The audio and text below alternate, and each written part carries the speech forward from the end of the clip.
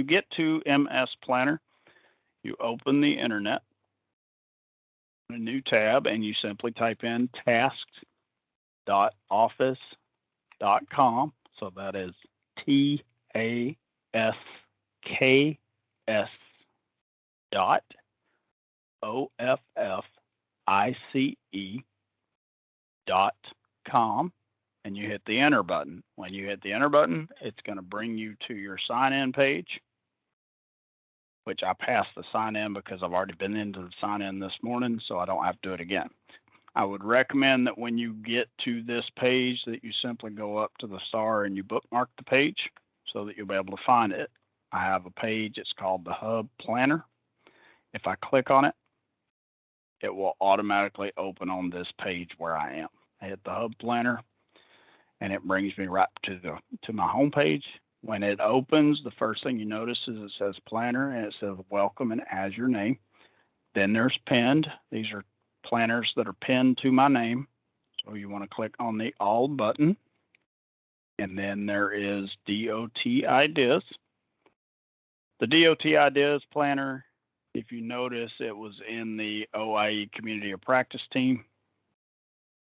So this allows everyone in the Community of Practice to access the DOT Ideas system. And this is where we maintain all of the ideas that are submitted. So we have 6 operational buckets. The first review bucket, the first review happens on Tuesday. At the moment, it's Tuesday, and it is traditionally held by the COP lead and whoever is providing technical support to them. And the purpose of the first review is 2 members of the OIE team look at an idea first.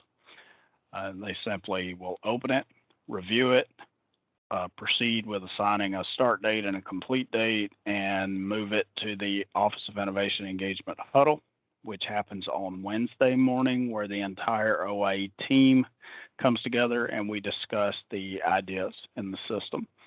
At that huddle meeting, we will assign the idea to either the modal representative that's going to facilitate it, or we'll assign it internally at OIE if it is more complex and may require support from various modes within DOT, or it may require support of offices within the Office of Secretary of Transportation. And then we drop it into the assigned bucket.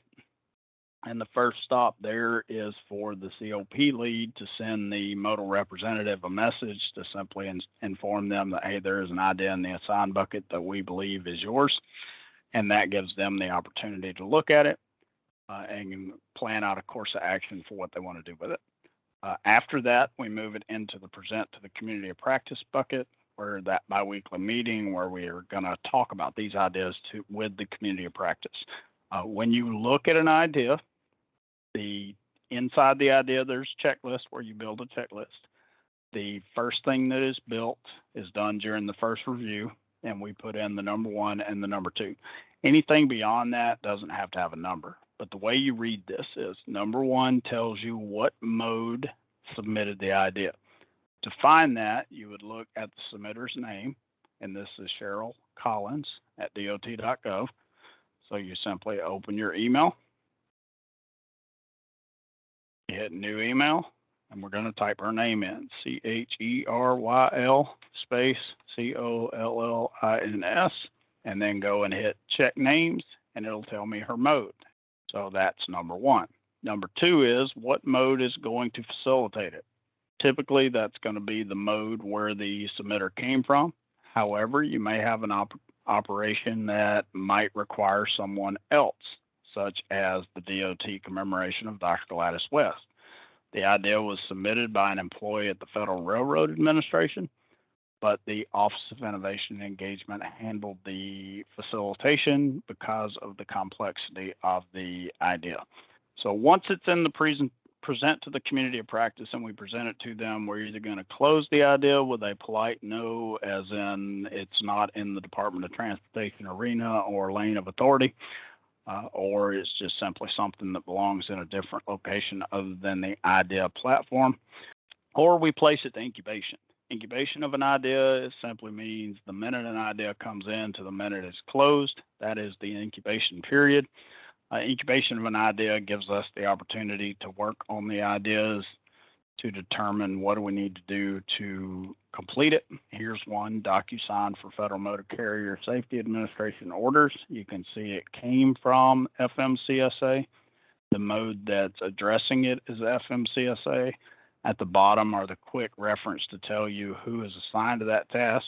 If you want to read about the idea, you simply double click it. It'll tell you that we are in progress, that we had a due date of January 28th. Here's the situation. So that's how the idea came in. We looked up Stephen Rubowski and realized he was a motor carriers employee. So we assigned number one to motor carriers. Number two is their modal representative. We sent information to Amanda Walters and Philip Thomas. We met with them. They connected with the submitter. They have collected additional information and submitted it back to OIE, so I'm going to close that. We do know that this potentially could affect more modes.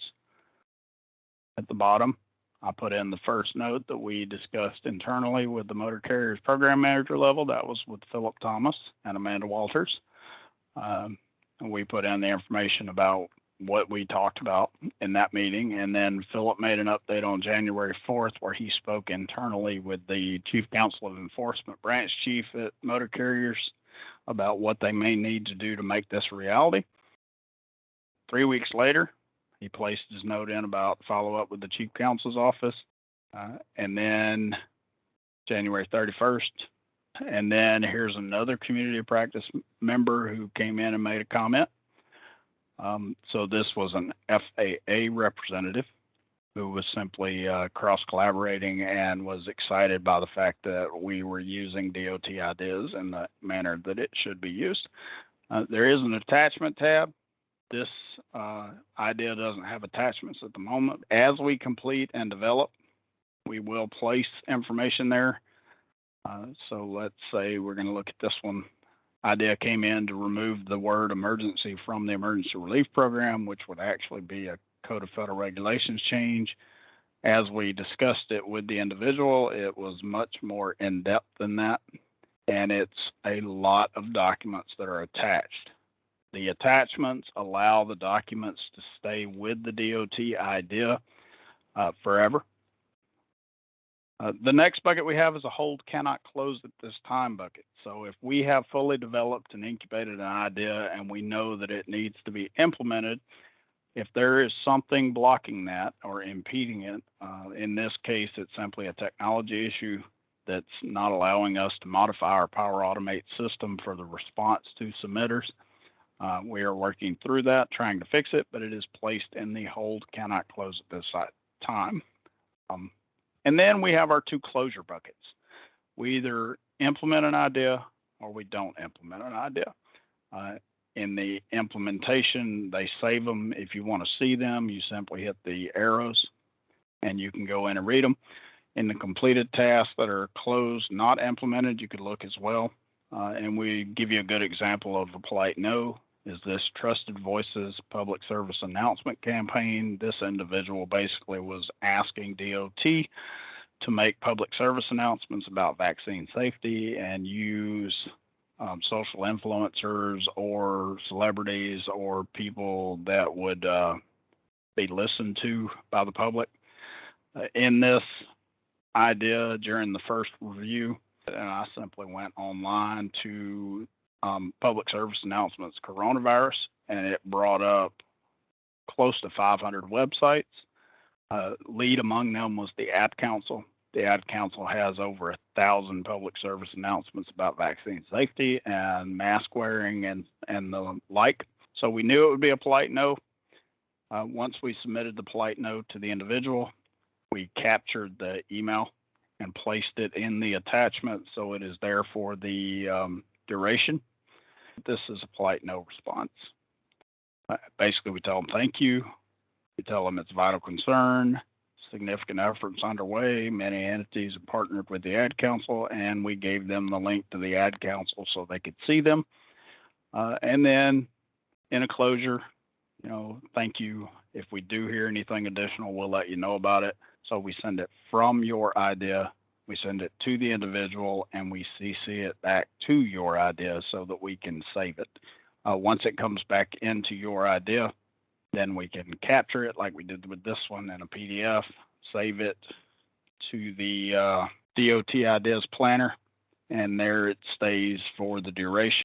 And that is the DOT Ideas Planner. Again, use the planner in the task.office.com environment. It is much easier to use in the web browser than it is on Teams. If you want to see the other members of the DOT Ideas Planner, simply click the drop down and it tells you all of the membership. These are alphabetical by name, but if you're looking for the representative from Federal Transit Administration or Federal Railroad, then you simply roll down until you see Federal Railroad or FRA. And there he is. That's the DOT Ideas Planner.